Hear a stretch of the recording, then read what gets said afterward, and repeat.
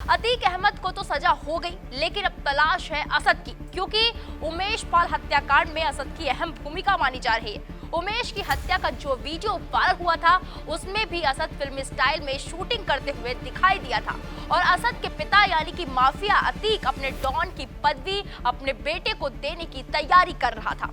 बहुत जल्द असद बड़ा गैंगस्टर बनकर निकलने वाला था। इन सब के बावजूद असद पुलिस की गिरफ्त से अभी तक बाहर है। बाबा ने भरी विधानसभा में दावा किया था कि माफियाओं को मिट्टी में मिला देंगे, लेकिन फिर भी असद पुलिस की चंगुल से बाहर है। पुलिस के ऊपर काफी दबाव है, क्योंकि बाबा के राज में गैंगस्टर खुलेआम घूमे, ये बाबा को बिल्कुल बर्दाश्त नहीं।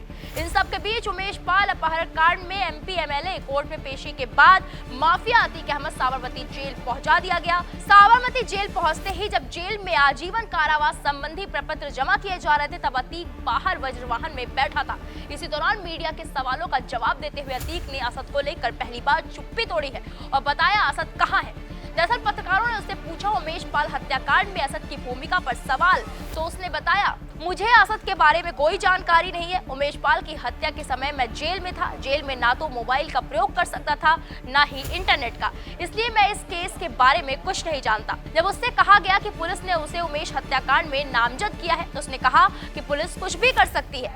पत्नी पर इनाम के बारे में उसने कहा कि शाइस्ता ने अग्रिम जमानत की अर्जी डाल रखी है। अब उससे पूछा गया कि साबरमती जेल में उसे काफी सुविधाएं मिली है, तो उसने कहा कि उसे कोई सुविधा नहीं मिली है, आम कैदियों की तरह उसे रखा गया है। फिलहाल असद को ढूंढना यूपी पुलिस के लिए बहुत बड़ी चुनौती है। आपको क्या लगता है, असद कहां हो सकता है और यूपी पुलिस के हाथ असद क्यों नहीं आ रहा है? इस खबर पर अपनी राय हमें कमेंट बॉक्स में जाकर जरूर दीजिए। वीके न्यूज, राष्ट्र के नाम।